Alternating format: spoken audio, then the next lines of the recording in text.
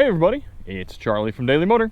And when new car reviewers such as myself get press vehicles like this Nissan Armada PRO-4X, we typically have them for 1 week. Sometimes they go to first drive events and drive the vehicle in a prescribed area for just a few hours, but typically they have the vehicle for a week, and some journalists do many things with the vehicles. Some journalists put 30 miles on it and give you some sort of review.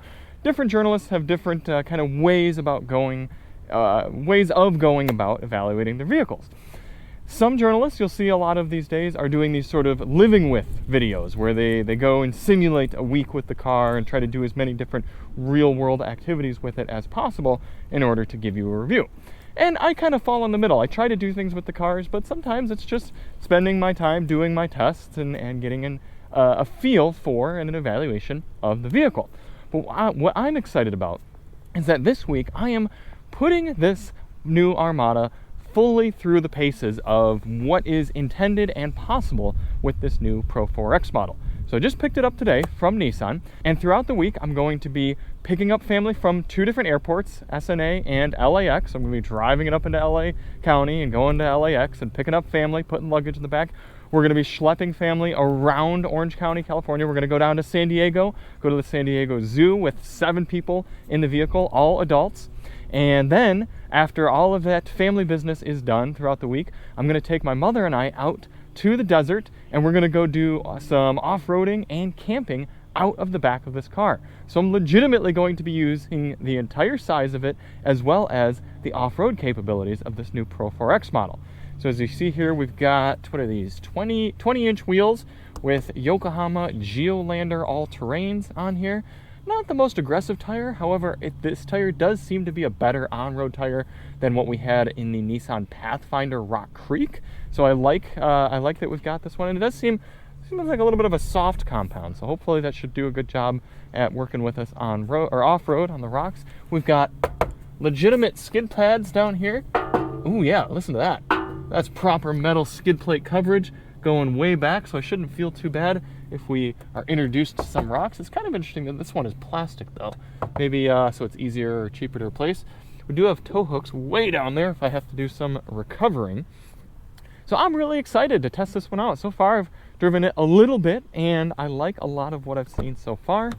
Coming into the back, I see doors that open pretty well. A third row that is very easy to access. No weird, crazy kind of folding powered mechanisms, just a quick, nice and easy like that. And then you can also fold the seats quite flat. Look at that, 40, 20, 40 split fold seats. That should help us out. And then you can also power these guys down from right here. That's nice. Either manually like this or automatically in the back. And then this comes down and get a nice snug flat surface. And I'm going to put some sort of bed back here for my mother. I'm going to sleep out in a tent, but I'm going to give her the Armada. Hopefully she is comfortable throughout the night. I like having these grab handles right here. Sort of a 3/4 panoramic roof, at least for these second row passengers as well. Second row passengers are also getting places to charge their devices, and climate control right here. I like to have that. No kind of fun phone pockets or anything like we've seen from some of the other brands, but we do at least have a flip down armrest with some cup holders, and these should be comfortable. Seems like a decent seating position, able to see out. Yeah, I think that should be pretty good. We have the Klipsch audio system in here, 12 speakers. If you want to see a dedicated review on that, check the link below. I also, so far I'm liking having this grab handle to reach up and grab, and I do think that my pregnant wife, Alyssa, is going to very much appreciate having that as well. She's not very tall and also having trouble getting in and out of larger vehicles these days, so I think she's going to appreciate having that handle.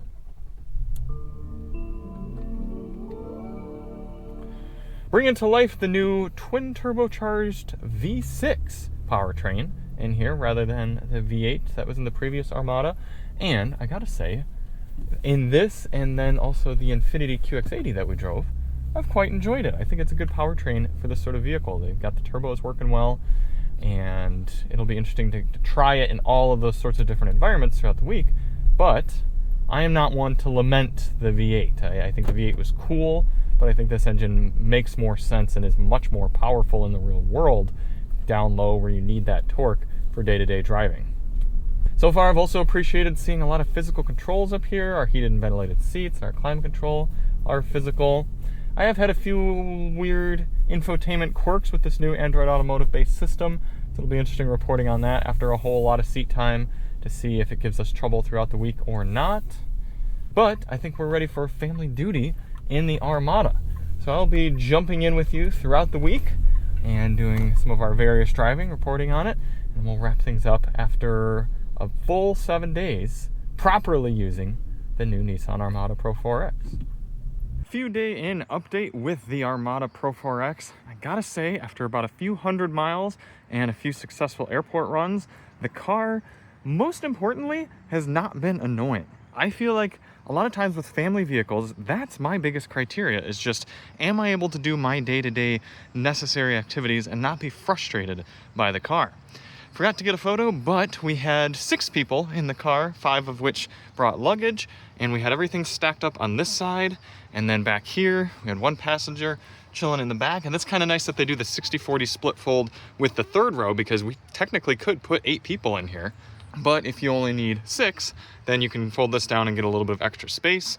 You can see I've put water bottles in the back for our trip down to the San Diego Zoo today, and then I'm gonna fold up this seat, and unlike some vehicles, Toyota, you can just tap this and let it go. The Toyotas, you often have to stand there and hold the button.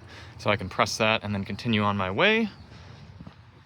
You can see how these 3rd row, or rather 2nd row seats kind of work in action. Got those back and ready to go, and I can just one hand those back closed. Yesterday, people appreciated having the climate control back here. I guess we're gonna keep the center armrest up because we're gonna have this 3rd row loaded, or I keep saying the 2nd row loaded up. Got some waters going back here, and look at these door pockets. These should probably hold the 32-ounce water bottles that people are rocking, and then got the little water going right there next to it, and good door pockets right there too, in order to put a cell phone or something. Regarding the cockpit, climbing in. We haven't been getting necessarily fantastic fuel economy. I mean, this is a big vehicle after all. We did a lot of city driving yesterday around Santa Monica, but if we clear this out, I reset the fuel economy when I headed up to LAX from Irvine yesterday. We averaged 18.6 over 109 miles. And for this size of vehicle and the capabilities, the all-terrain tires and everything, and a lot of stop and go, I think that's pretty decent. I'm gonna reset it again today when we head from Irvine down to San Diego, so I think it'll be about 120 miles or so, mostly highway, and I bet you we get over 20 mpg, which, again, for a vehicle that's this large and this capable, I'm not too mad about. But okay, it's time to pile the family in and head to the zoo. How's everybody fitting in there? Amber, comfy? Yep. Leg room? Very comfy. How's it back there, Marlon? Good. We got a lot of space back here. Take the camera. Show me your knee room. Oh, knee room? I don't have to budge. You guys are gonna be good for an hour trip? Yeah. Nice. And as I mentioned earlier, Mama's got a little handle to pull herself in with. What are you doing with the umbrella? It's all of 10 feet. Don't judge me. You can see Alyssa already found her little spot for the purse. Definitely convenient to have that little pass through there. I like that a lot. Water bottles in the Over door. here. Still room here. Wireless charger. We're good to roll.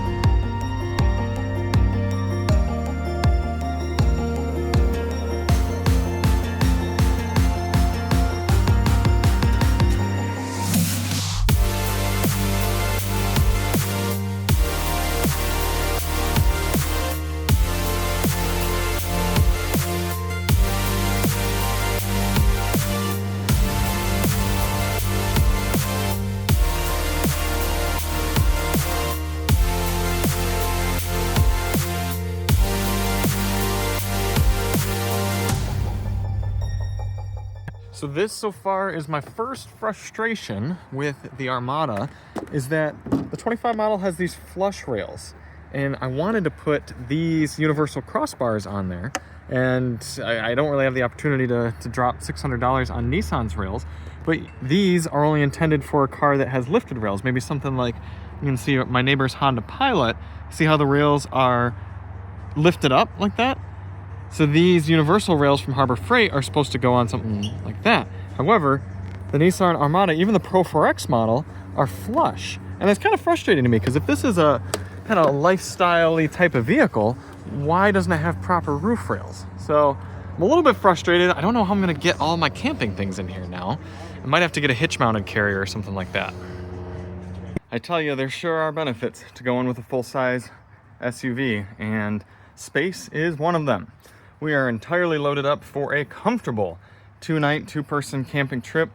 All sorts of gear. This is by no means an ultralight camping experience. We got sleeping pads and sleeping bags and camp kitchens and 12 gallons of water, a ton of blankets, bins, hatchets, you name it. We got it all packed in here without the use of the crossbars, with still actually quite a good amount of vertical space left. In fact, I think if we needed to, we probably could have packed such that a third, probably not a fourth, but at least a third person could have joined in.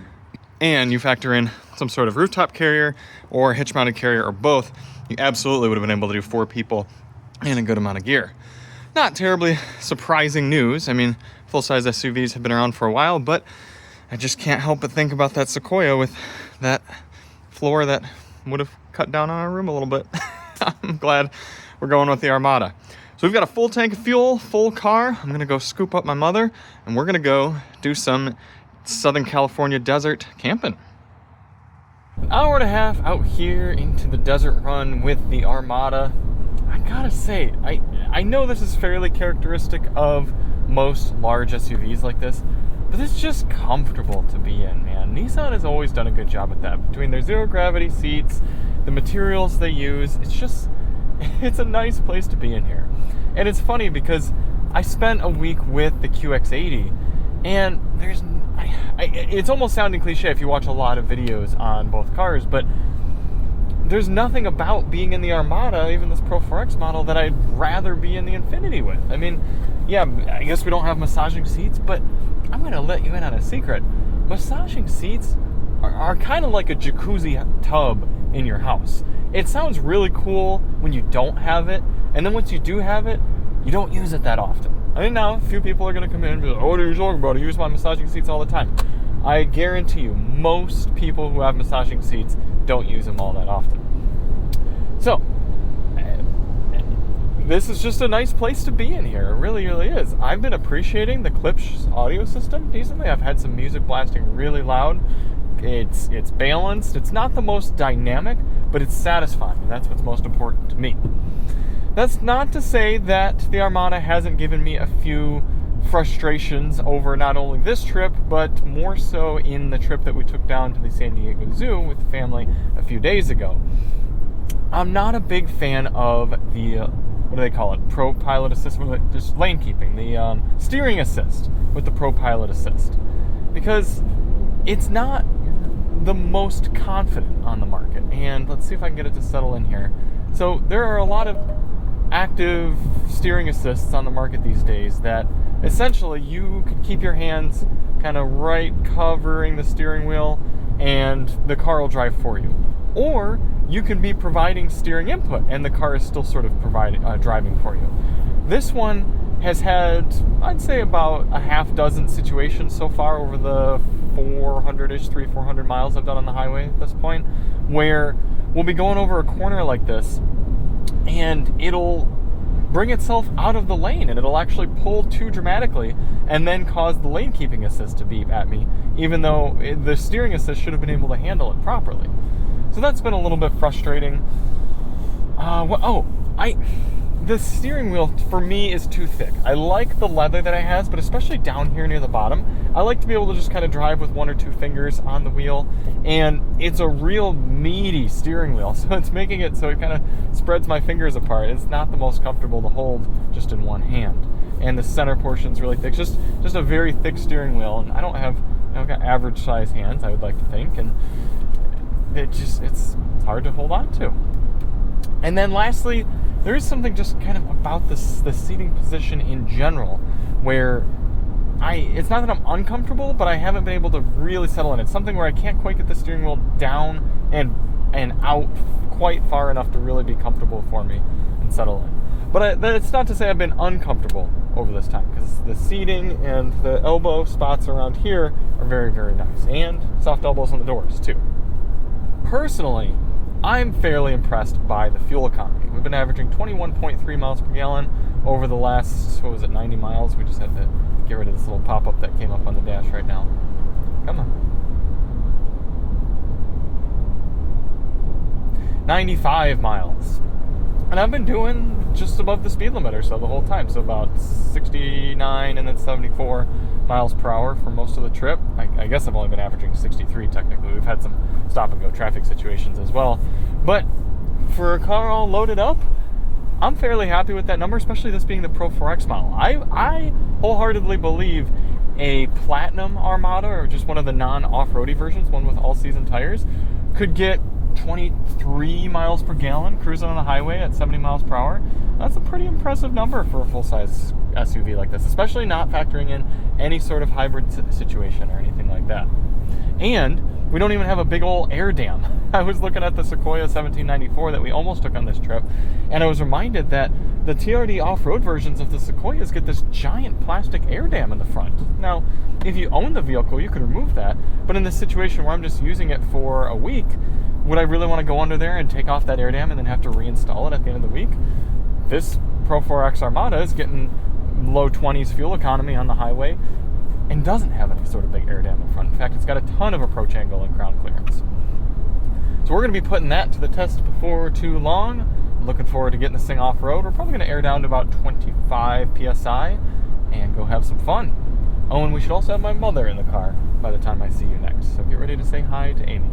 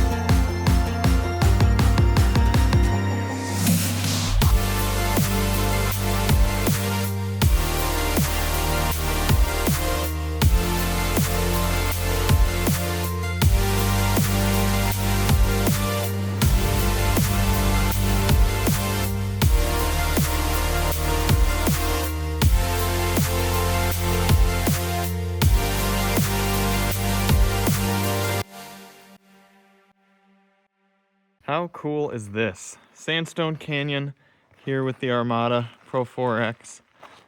Got it perched up on a rock here to show it off a little. I mean, what a cool looking truck. Look at that. Showing off that articulation. I actually did have to use the locker on the way up here too. There was a section where it's all this loose gravel, and I was able to lock the rear diff and power right on through, but before that, it was spinning a lot. Haven't had any clearance issues yet. These Yokohama Geolanders are doing great. Look at that. What a cool trail out here too. Sandstone Canyon, Anza Borrego.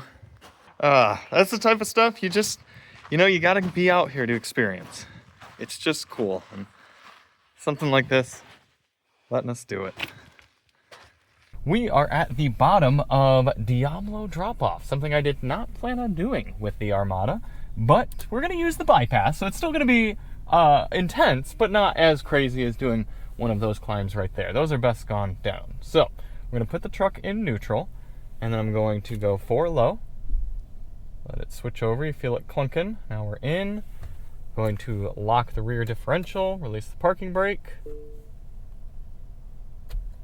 Into drive. We got diff lock flashing, but I think once we move forward it'll lock. Why aren't you locked?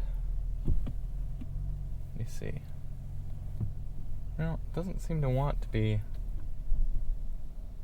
Put it back in neutral.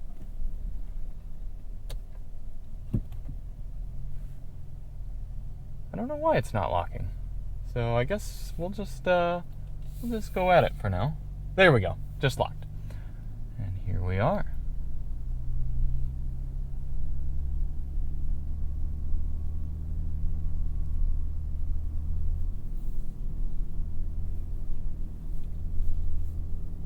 Actually easier than I thought it would be. A little bit of slip right there. We're in rock mode. But I have been so impressed with the capability of the Armada this whole trip. Capability and comfortability, those are both important. Oh, I take it back. That was not Diablo drop-off. That is. So stay tuned. Here we go. I think I'm gonna manually shift it down. Let's get a second right now.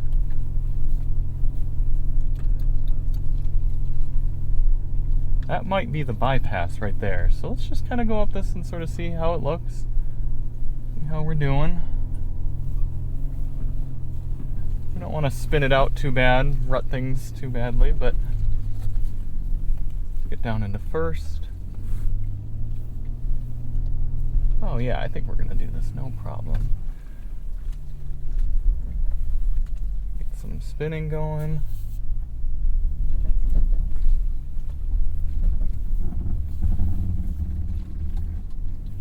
There it is.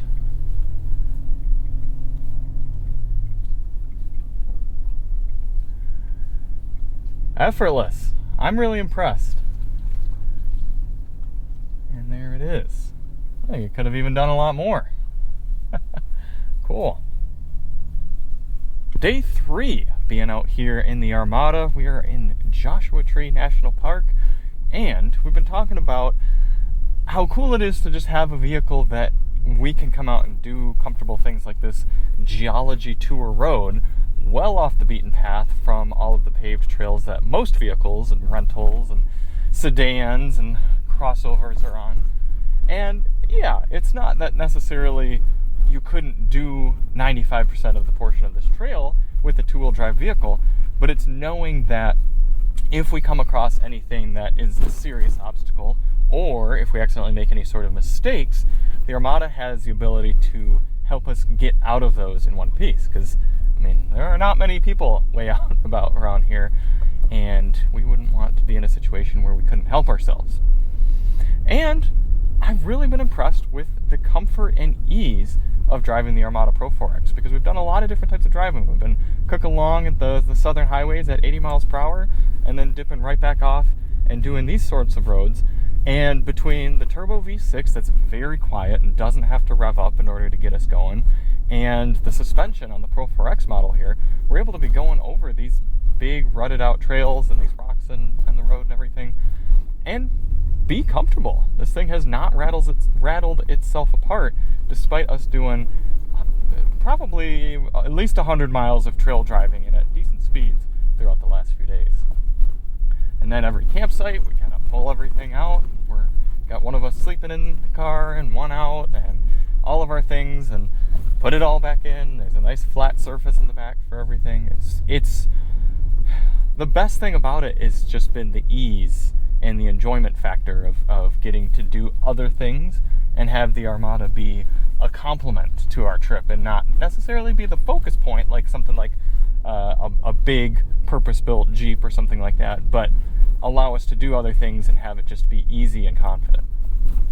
And then on top of that, we've been comfortable. I mean, we've spent a lot of time in the seats and not only just cruising steady state, but getting jostled around. And there's just enough bolstering on the side that I'm not being sent back and forth, but I'm also not being tucked in too tightly. Here's some real rough rocks. And again, we're not hearing any sorts of creaks or rattles in the cabin.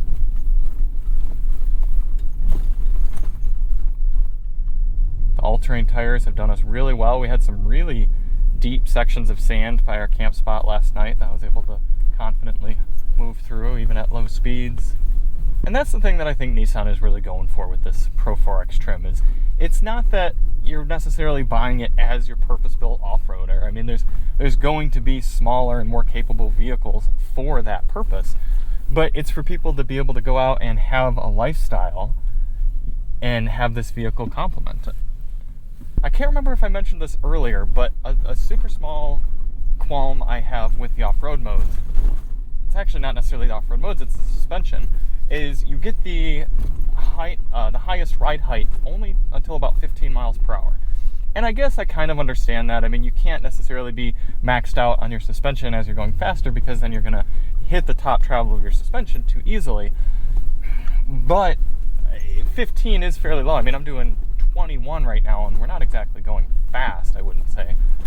So what would happen if I were in sand mode is right now the suspension would start lowering, and then getting back up to speed about right here, it would start lifting back up. And there's still plenty of ground clearance even in this mode. We actually have not had one situation, knock on wood, where we've scraped the undercarriage of this. I've been pretty impressed with it. But it'd be nice to maybe be able to go, I don't know, 25 miles per hour with the max height suspension. Pretty small observance, and I'm sure there's a good reason for it, but just something to keep in mind. So we've got about another 15 miles or so getting to this Berto Canyon trail and then dumping us back out into Coachella Valley, and that's going to pretty much wrap up our desert portion with the Armada.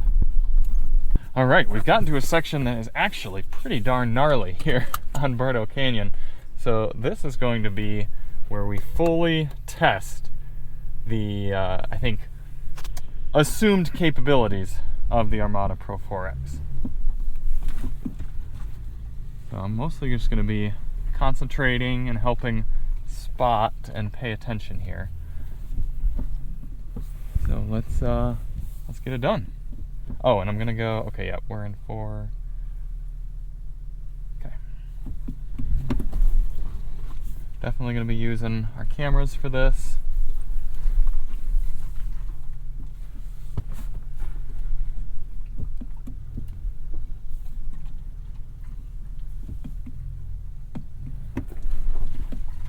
Definitely appreciating our departure angles right now. Ooh. Taking advantage of that coverage a little bit there.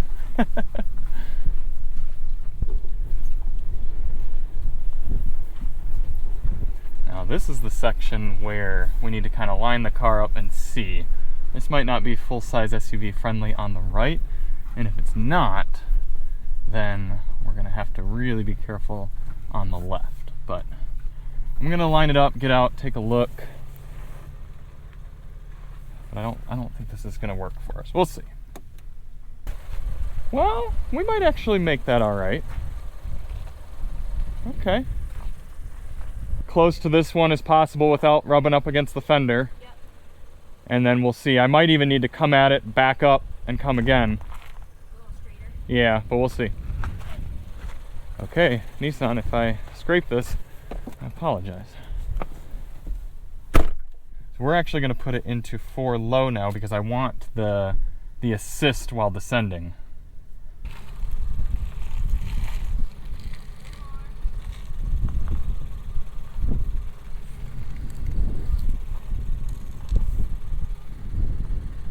Okay, now. Okay. Now our rear tire is going to come up on there. Now, I've never actually used this legitimately, but I am going to employ our hill descent control. Never used it in this car. Doesn't seem to be doing much. Oh yeah, it is. Okay. It's helping keep me from dropping dramatically.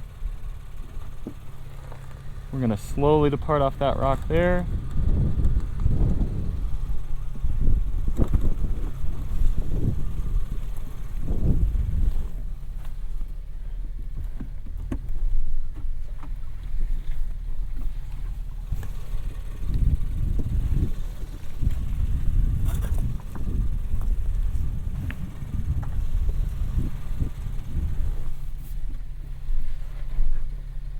I need more of, yeah, that.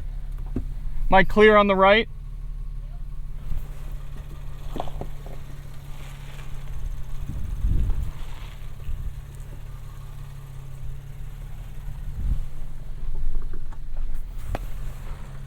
Look at that. That's PRO-4X right there.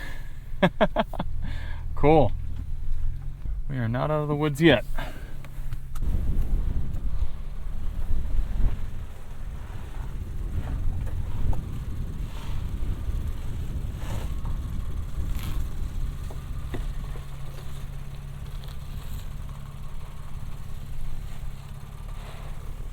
Like I said, I want to stay as much on this side.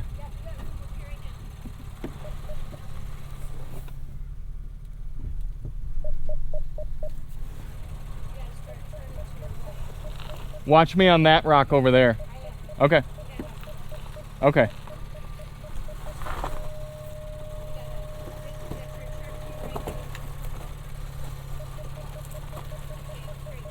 How am I over there?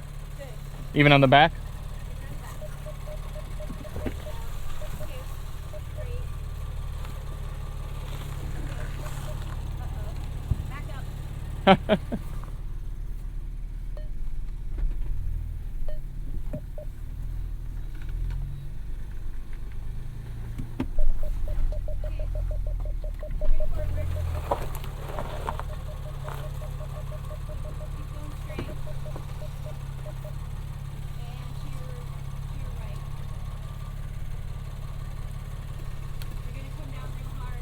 Okay, how am I on the far side?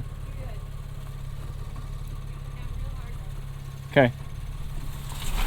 Woo! Am I still good over there?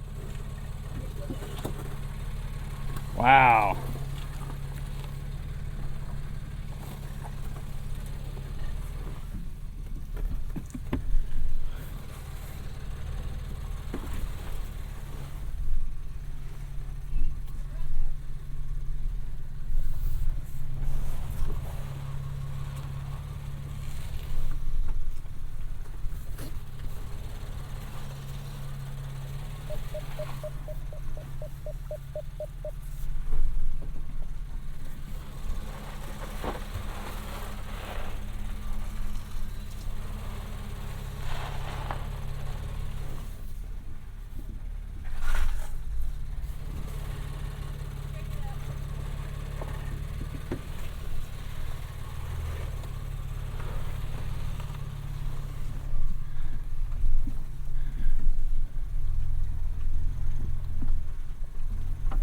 Sweet. That's awesome. Okay, nearly 1,000 miles done in the Armada PRO-4X. I was incredibly impressed with it on that trip, as well as with the rest of the driving that we've done. So let me take this moment to wrap up the review and give you a quick breeze through my pros and cons during my time with the car. Typically a standard daily motor review, we go through and spend a lot of time on roughly 10 pros and cons of the car. I'm going to try to go through them a little bit quicker just because I know this video is already going to be long, but I hope it'll contextualize some more of my final thoughts on the car. And what I am encouraged by is the cons are fairly minor and all what I would see as very remediable, especially in a mid-cycle refresh. But the first one comes with these roof rails. Again, I mentioned earlier in the video, I'm just disappointed that for an off-road spec, we don't have a lifted roof rail. Give me an extra inch or two, give me something to clamp onto, or else you got to spend essentially $600 on the Nissan branded roof rail mounts and everything, or crossbars, I should be saying, the crossbar mounts. Maybe Yakima or Thule or someone's going to come with one that works specifically for these, but It'd be nice to be able to tie things to that properly. I feel like for the off-road version at least, the Armada should have that. Next, this one, again, fairly minor, but it's got this adaptable air suspension, and if you stop the vehicle and let it drop down with the doors closed, we get into this accessible ride height. However, if you pop open the trunk and you're doing things like loading or unloading the vehicle and it hasn't dropped down, right now it's in its 3rd out of 4 ride heights, if I come to the back and press this button, nothing happens. And from what I can tell, the car has to be running in order for it to drop down. Now, I understand that maybe it's a compressor issue and the vehicle has to be running in order to let the compressor run and drop the air suspension down, but there were many times throughout this weekend where I wanted to adjust the ride height after or before I had started the truck. So it's a shame that they couldn't have figured out some way to at least let it down. I understand if you couldn't lift it back up, but at least let the air suspension down for loading and unloading purposes without running the vehicle. Next two really, coming on up into the front. First one, the wireless device charger heat. A lot of vehicles we've been in these days, especially the more expensive ones getting around this price point, are starting to come with a ventilation system for the wireless device charger. And this car especially needs that because the phone is down in here, which means it's not getting much airflow to begin with. Then it's running wireless Apple CarPlay or Android Auto plus wireless device charging. Even without my case on, the phone was getting too hot, especially if you're trying to run music and navigation and everything. So we either need one of two things. We either need a design that encourages passive airflow, and since this is not that, we need some sort of cooling fan mechanism in here. It shouldn't be too hard for Nissan to add that, because otherwise, I like the wireless device charger layout. It grips the phone well, doesn't take up a ton of space, and it should fit all different sorts of phones, but we need a cooling mechanism in there. And lastly, bringing the car on, I have experienced, to be fair, fewer over the second half of the loan, but especially at the beginning of the loan, random infotainment quirks and bugs. There would be situations where a system would say it's not working properly, and then the next time I start the vehicle, it works fine, or certain features not working properly. There was one situation where I went to adjust the volume and it wasn't working until the vehicle restarted. So I like the infotainment system overall. That's going to be one of my pros later here at the rest of the video, but there are a few bugs that hopefully are improved upon with software updates here in the near future. My last con, and I talked about it earlier in the video, I'm not going to be able to show it off right here, but the Pro Pilot Assist steering assist needs to work better. We're talking about a fairly expensive vehicle. We're talking about one that should have a nice road trip ready highway driving assist. Now, I should point out this is technically a pre-production vehicle. I didn't realize that until I went to shoot this wrap up here. Maybe they'll improve upon that for the actual production model. Maybe there's something they're still ironing out along with some of the other software bugs. And I hope so, because Nissan's been doing Pro Pilot Assist for a while. They've had kind of a self-driving, or at least a semi-autonomous driving functionality for a while. So I'm a bit disappointed that we're not seeing it better executed here in the Armada. Coming back static for the pros of the Armada, and I gotta say, there are a lot of them. I've been really happy with it. First off, looking around the cabin is a combo. We're gonna have a few combo pros here. The buttons and the ease of use of the vehicle. Easy shifter buttons, which might be weird for you at first, especially if you're used to shifting a more traditional shifter, but having these shifter buttons, once your brain gets used to clicking them for changing gear, it frees up so much of the center console area, and it makes for a nice clean look. Now, admittedly, this piano black might not look great after a whole lot of abuse, but it does look good now, and it works well. You've got all these physical climate controls. I loved, even this morning, got in, it's 51 degrees, started the car, I smashed my heated seat button, smashed my heated steering wheel, turned the temperature up a few clicks and pressed auto. Boom, that's all I had to do. No digging around in the screen in order to do climate. However, because they do still have climate in the screen, I can control the rear. And that was really nice when I had my family in the back, because they're not necessarily familiar with the controls, or there was somebody in the way back who asked for a little extra air. So I simply pressed the fan up button from up here to control the rear. And that was very nice to have. So between the physical controls around the cabin, the ease of use with the different parts of the vehicle, for example, coming into the back, having proxy buttons for the proxy key on all 4 doors, being able to let people in and out of the back simply by going like that, it slides forward. I'm not waiting for any sort of power mechanism or anything. That was really nice. It's nice that the buttons in the rear to fold up the third row seats are just one touch and everything goes. I mean, using the car both for just 2 people and for 7 people has proven to be easy and straightforward through my entire time with the car. And that's been a lot of miles and a lot of different situations. So I really commend Nissan for just focusing on making a nice vehicle to use. Next, the infotainment system. This 14.3-inch touchscreen, I love. The middle screen for the gauges, I could take or leave. I actually have appreciated being able to hop back and forth between the height control screens, the tire pressure monitor, the fuel economy, all of that. Oh, and also I have used the navigation up here as well when I've had something else going on in the center screen. I haven't used this control much to control the center screen from the wheel. I don't really mind reaching forward, but the Android Automotive-based system is great. It was nice to have full-on Google Maps here when we were off in the wilderness, and there really wasn't much cell phone connection, but I still had good navigation maps right up here. The wireless Android Auto has worked great throughout my trip. And then having a built-in dash cam. That's so nice to have, both interior and exterior. If anything had happened on my trip, I would have been able to have the footage right there wherever I was driving. I'd be able to show Nissan, hey, this is the jackwagon who drove into me, this is what happened, all this sort of driving situation. I love that Nissan decided to just integrate that into the car. Very nice feature. I've overall been happy with the technology, aside from a few of those bugs, which I'm confident they can iron out with software updates. I am happy with the tech integration here in the Armada.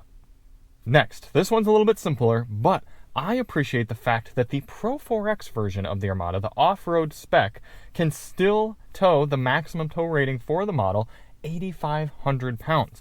This is important because a lot of off-road spec versions of vehicles end up having a lower maximum tow rating than the more standard versions of the car because the suspensions are softer and they calibrate things a little bit differently. But no, you can still buy the PRO-4X version of the Armada. You can still take it and have 8 people in here. You can have it loaded up with gear and use the maximum tow rating. You're not making that sacrifice there. So I really appreciate that Nissan considered that and has a fairly high tow rating across all of their models. And then on top of that, we have an integrated trailer brake controller. So if you do plan on doing towing, I mean, admittedly, why are you buying a body-on-frame SUV like this if you're not going to do some sort of towing? So to have the electronic trailer brake controller built right in here, very smart. Nice that you're not going to have to spend money and time and effort upgrading something in your vehicle that you're probably going to have to use anyway.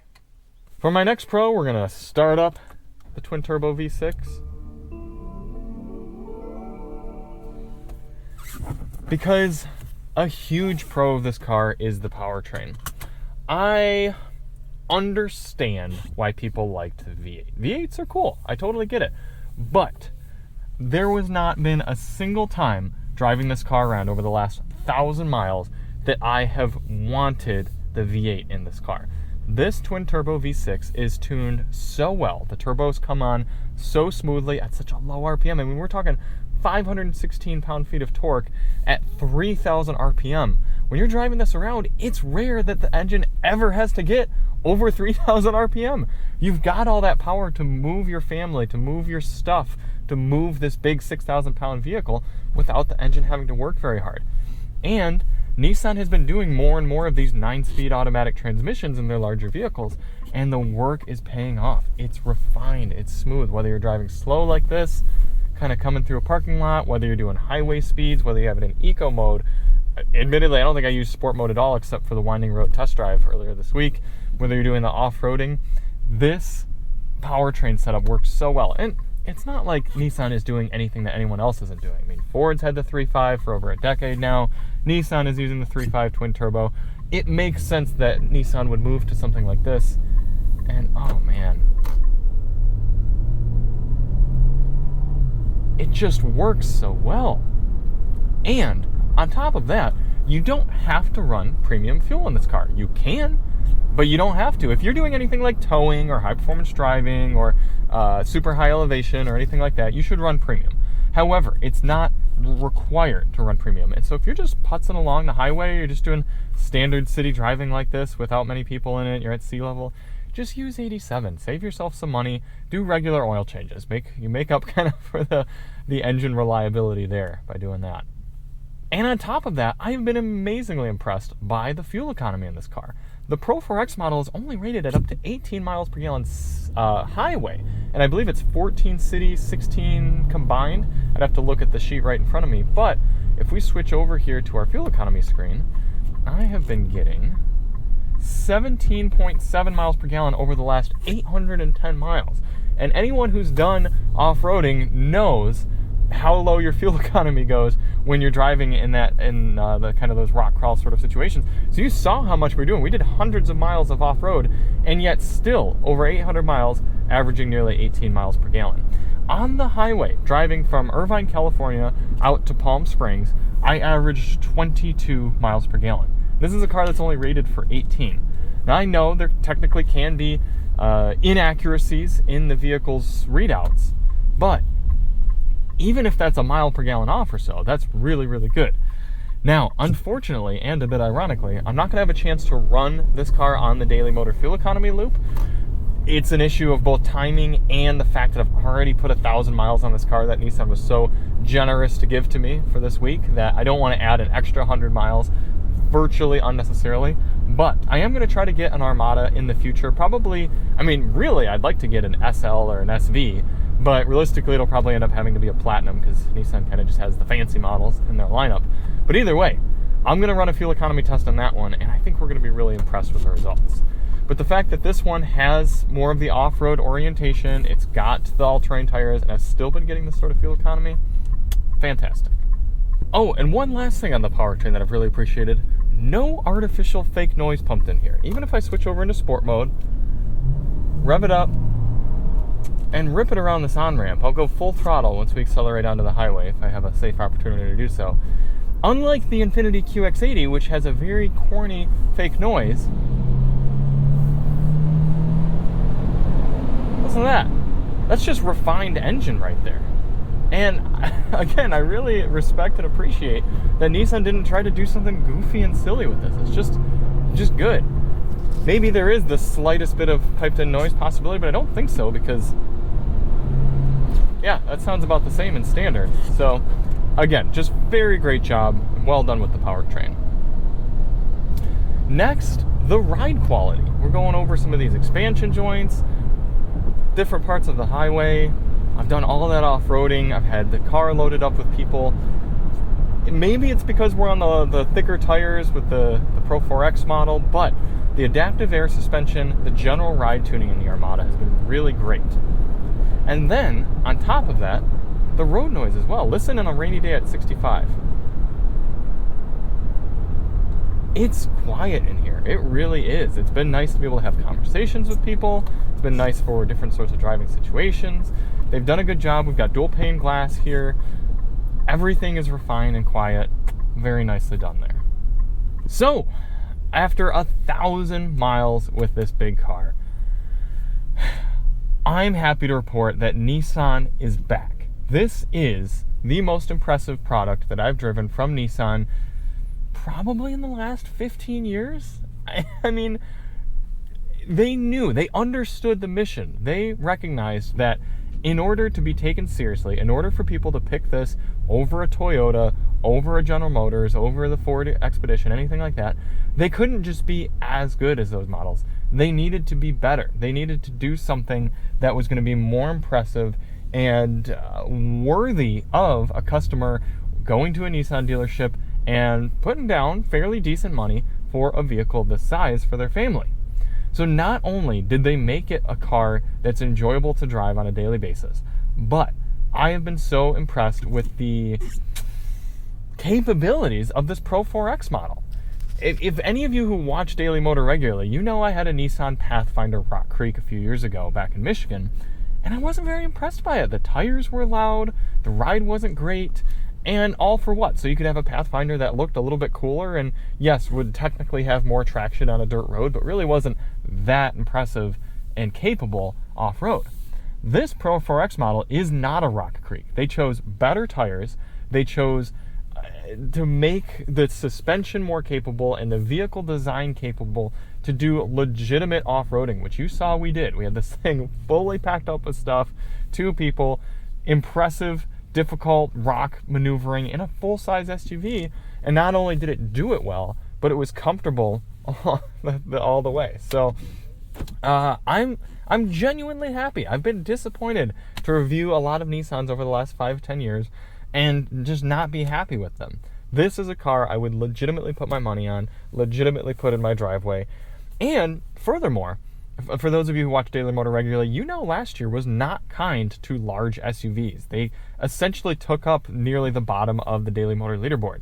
Did not care for the QX80, did not care for the Range Rover, did not care for the GLS. The highest rated one was the Rivian R1S, and that's, what, $20,000 more than this one? Maybe, well, depending on how you spec it out, I suppose. The ones we drove, roughly $20,000 more.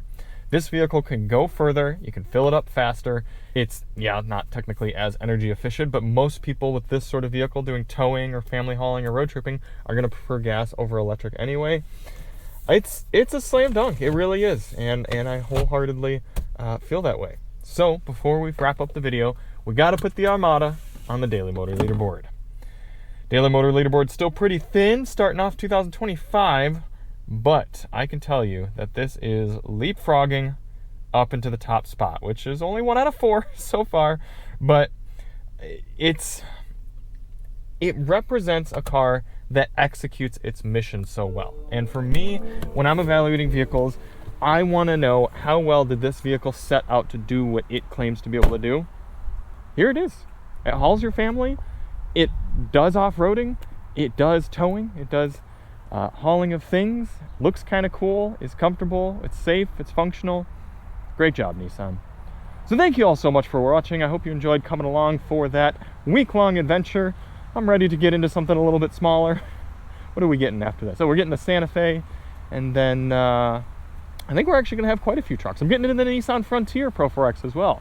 So looking forward to that. And apparently the new Murano is really good. The Topher Drives tells me that the Murano is worth driving. So I'm going to have to get into one of those too.